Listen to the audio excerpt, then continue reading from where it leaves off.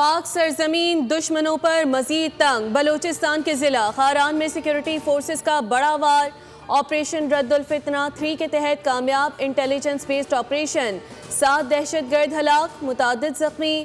دہشت گردوں کے ٹھکانے تباہ۔ بھاری مقدار میں اسلحہ اور گولہ بارود بھی برآمد۔ وفاقی وزیر داخلہ کی دہشت گردوں کے خلاف کامیاب کارروائی پر سیکیورٹی فورسز کی ستائش۔ محسن نقوی نے سیکیورٹی فورسز کی پیشہ ورانہ صلاحیتوں کو سراہا۔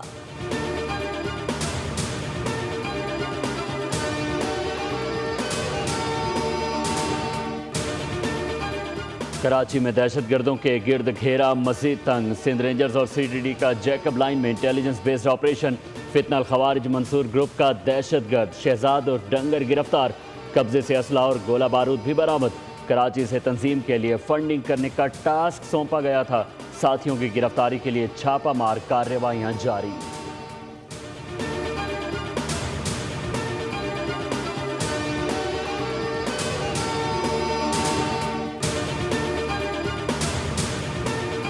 آپ کو بتائیں، اگر سندھ مقدس ہے تو پنجاب مقدس نہیں ہے، ناپاک ہے۔ تقسیم کو اگر ظلم ہے، جبر ہے، تو آپ پنجاب پہ آپ سمجھتے کہ ہونی چاہیے، سندھ کے ساتھ نہیں ہونی چاہیے؟ کوئی جواب تو دیجیے آپ اس پہ۔ یہ یک طرفہ بات تو نہیں سنی جائے گی۔ ملک میں نئے صوبوں کے قیام کا مطالبہ پھر زور پکڑ گیا۔ ایم کے ایم پاکستان کے رہنماؤں کی پریس کانفرنس۔ موجودہ صوبے لسانی بنیادوں پر بنائے جانے کا موقف۔ رہنماؤں کا کہنا ہے کہ ایم کے ایم نے ملکی سیاست اور درپیش مشکلات کا تسلسل کے ساتھ عملی مقابلہ کیا۔ ڈویژن تو بنا دیے گئے لیکن نئے صوبے نہیں بنائے گئے۔ پاکستان کی مجموعی آبادی 25 کروڑ تک پہنچ چکی۔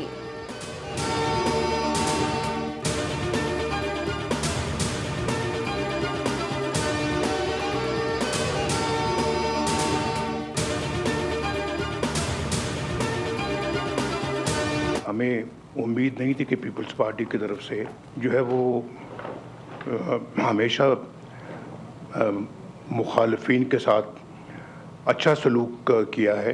آزاد کشمیر کے عوام جو ہیں وہ باقی پاکستان کی طرف، اسپیشلی پنجاب کی طرف، جس میں بنیادیں ترقی کی شہباز شریف صاحب نے رکھی اور جس کو آگے بڑھایا اب مریم نے، تو دونوں کو بہت کریڈٹ جاتا ہے، شہباز صاحب کو بھی اور مریم کو بھی۔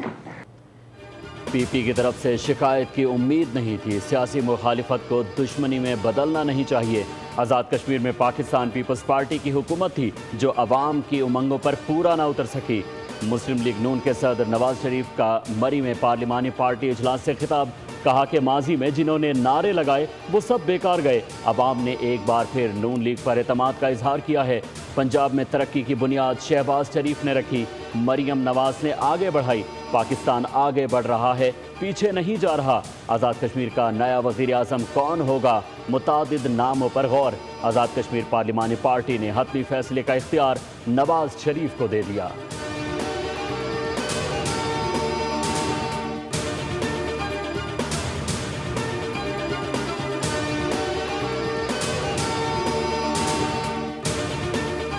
شہباز شریف نے گلگت بلتستان کے انتخابات کے بعد پیپلز پارٹی کو مبارکباد پیش کی۔ افسوس ہے کہ پیپلز پارٹی نے دھاندلی کے الزامات لگائے، جہاں وہ جیت گئے وہاں دھاندلی کے الزامات نہیں لگائے۔ الیکشن کمیشن نے شفاف اور غیر جانبدار الیکشن یقینی بنایا، جو قابل ستائش ہے۔ پولیس اور قانون نافذ کرنے والے اداروں نے پرامن الیکشن کے انعقاد میں بھرپور کردار ادا کیا۔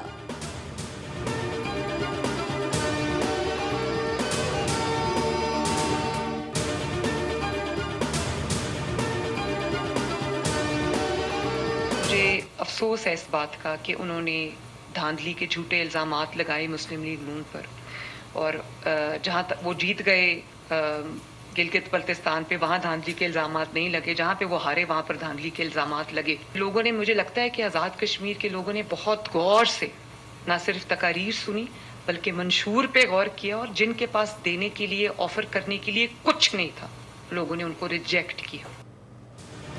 وزیر اعلیٰ پنجاب کا مسلم لیگ نون آزاد کشمیر کی پارلیمانی پارٹی کے اجلاس سے خطاب۔ سندھ کی صورتحال پر بھی کڑی تنقید۔ کہا کہ سندھ کی سڑکیں ٹوٹی ہوئی ہیں، وہاں 17 سال سے پیپلز پارٹی کی حکومت ہے لیکن بسیں اور سڑکیں خستہ حال ہیں۔ پیپلز پارٹی صفائی کا وعدہ بھی نہیں کر سکی کیونکہ سندھ میں گندگی ہے۔ آزاد کشمیر کے عوام نے انتشار اور تشدد کی سیاست کو مسترد کر دیا۔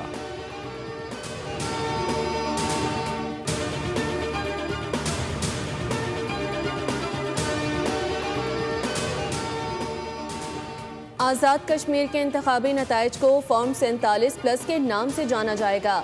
نون لیگ نے تاریخی دھاندلی سے ایک اور خیراتی مینڈیٹ حاصل کر لیا۔ مریم نواز کا گلگت بلتستان اور آزاد کشمیر انتخابات کا موازنہ درست نہیں۔ سندھ کے سینئر وزیر شرجیل انعام میمن کا نواز شریف اور مریم نواز کی گفتگو پر رد عمل۔ ایکس پر لکھا کہ جعلی مینڈیٹ سے حکومت تو بن سکتی ہے لیکن عوام میں مقبولیت نہیں ملتی۔ نواز شریف شکوے سے پہلے دیکھیں کہ آزاد کشمیر میں ایسے حالات کیوں بنے۔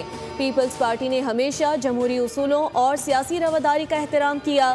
سیاسی مخالفت کو کسی صورت بھی دشمنی میں تبدیل نہیں ہونا چاہیے۔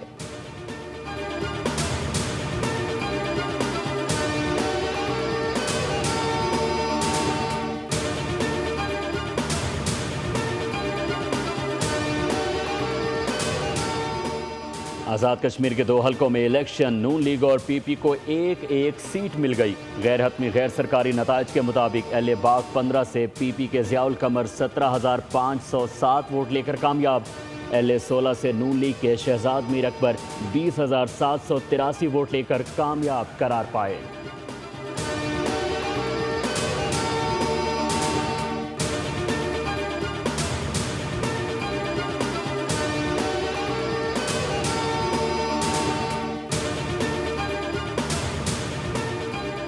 کراچی کے علاقے مچھر کالونی شیرازی چوک کے قریب فائرنگ، ایک شخص جاں بحق شناخت 40 سالہ ہاشم کے نام سے ہوئی۔ اورنگی ٹاؤن سیکٹر 8 میں گھر سے 14 سالہ لڑکے احسن علی کی لاش ملی۔ پولیس کے مطابق متوفی نے خود پھندا لگا کر خودکشی کی۔ ادھر سپر ہائی وے چاکر ہوٹل کے قریب نامعلوم گاڑی کی ٹکر، موٹر سائیکل سوار جاں بحق۔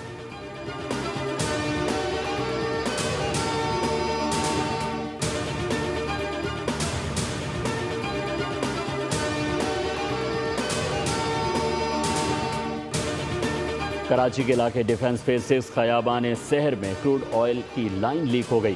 خیابان سحر اسٹریٹ 13 کی سڑک پر تیل بہنے لگا۔ سڑک پر تالاب کا منظر۔ ڈی ایچ اے ویجیلنس ٹیمیں بھی موقع پر پہنچ گئیں۔ لائن کی مرمت کا کام شروع کر دیا گیا۔ حکام کے مطابق لائن کی مرمت کا کام مکمل ہونے تک شاہراہ کو ٹریفک کے لیے بند رکھا جائے گا۔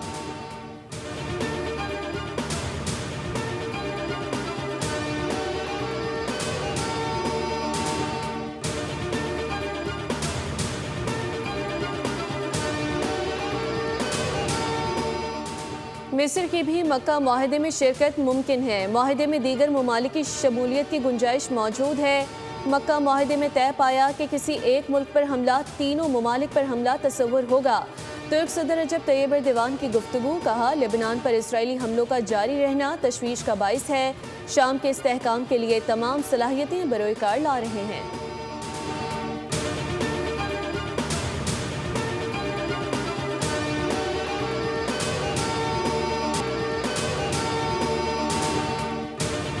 ایران کا قطر پر 3 پائلٹس کو حراست میں رکھنے کا الزام۔ قطر کے ایرانی پائلٹ کو حراست میں رکھنے کے الزام کی تردید۔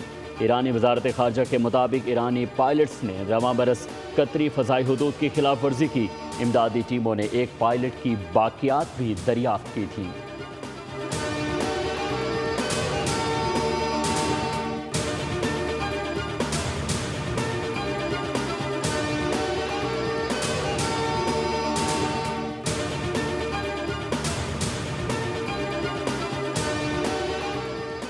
امریکی صدر آبنائے ہرمز بند کرنے کی دھمکیاں دینا بند کریں۔ ایرانی رکن پارلیمنٹ ابراہیم عزیزی کی امریکی صدر پر سخت تنقید، کہا امریکی صدر کو اپنی سیکیورٹی کی فکر کرنی چاہیے، انہیں فوڈ ٹرک میں چھپنا پڑ سکتا ہے۔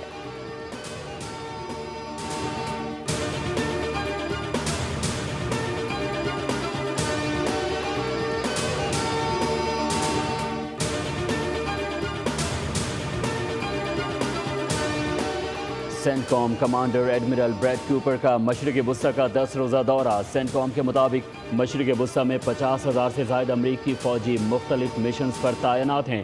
بریڈ کوپر کی بحیرہ عرب میں USS ابراہم لنکن پر امریکی فوجیوں سے ملاقات۔ بریڈ کوپر کی بحرین، عراق، اسرائیل، اردن، سعودی عرب، UAE میں ملاقاتیں۔ کمبائنڈ جوائنٹ ٹاسک فورس کے کمانڈ میجر جنرل کیون لیبرڈ سے ریئر ایڈمرل لیام ہولنڈ کو منتقل کر دی گئی۔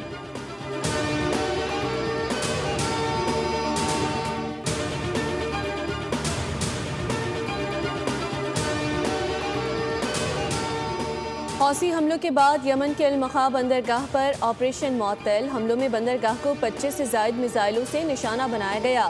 حملوں میں 7 افراد ہلاک اور تقریباً $16 ملین کا مالی نقصان ہوا۔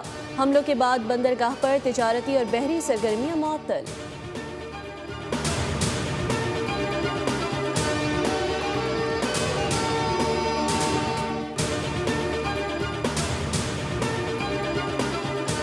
امریکہ کا 40 سے زائد ممالک پر ٹیرف چوری میں مدد کا الزام۔ وائٹ ہاؤس نے ٹیرف چوری کے بڑے اسکینڈل کی رپورٹ جاری کر دی۔ چینی مصنوعات دوسرے ممالک کے راز سے امریکہ پہنچنے کا انکشاف۔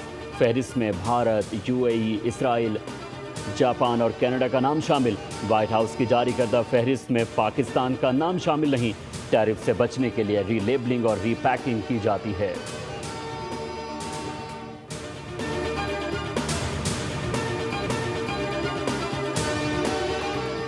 ایران اور تاجکستان کے درمیان تیل کا طویل مدتی معاہدہ طے پا گیا۔ تاجکستان کے نائب وزیر خارجہ کی ایرانی ہم منصب عباس عراقچی سے ملاقات۔ توانائی کے شعبے میں طویل مدتی تعاون پر اتفاق۔ تاجکستان کو ایرانی پیٹرولیم مصنوعات کی برآمد اور ریفائنریز کے لیے خام تیل کی فراہمی شامل۔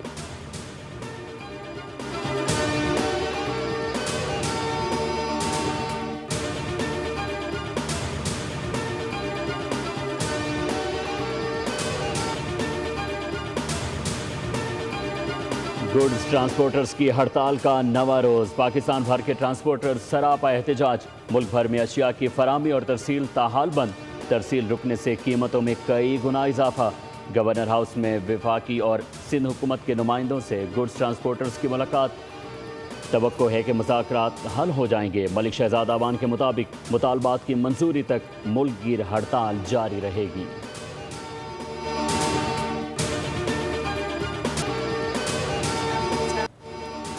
طالبان رجیم کے افغانستان پر قبضے کے بدترین 5 سال۔ انسانی حقوق کی پامالیوں پر عالمی تشویش برقرار۔ اقوام متحدہ کی سلامتی کونسل کے 56 ممالک کا افغان طالبان رجیم کے خلاف مشترکہ بیان جاری۔ انسانی حقوق کی سنگین پامالیاں اور دہشت گردوں کی سرپرستی افغان طالبان رجیم کی پہچان بن گئی۔ مشترکہ بیان کے مطابق افغانستان کو انسانی حقوق، انسانی امداد، معیشت اور سلامتی کے حوالے سے سنگین چیلنجز کا سامنا ہے۔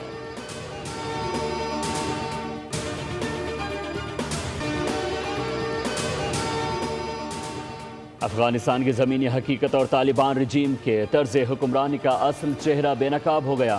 برطانوی جریدے دی ٹیلی گراف کے مطابق طالبان رجیم افغانستان میں فتح کا جشن منا رہے ہیں، جبکہ عوام بھوکے اور بے روزگاری سے دوچار ہیں۔ طالبان رجیم کے دور میں افغان شہری بہتر مستقبل کی تلاش میں خطرناک راستے اختیار کرنے پر بھی مجبور ہیں۔ افغان خاندان کئی دن صرف خشک روٹی کھا کر گزارا کرنے پر مجبور۔ 34 لاکھ افغان ملک چھوڑنے پر مجبور ہو گئے۔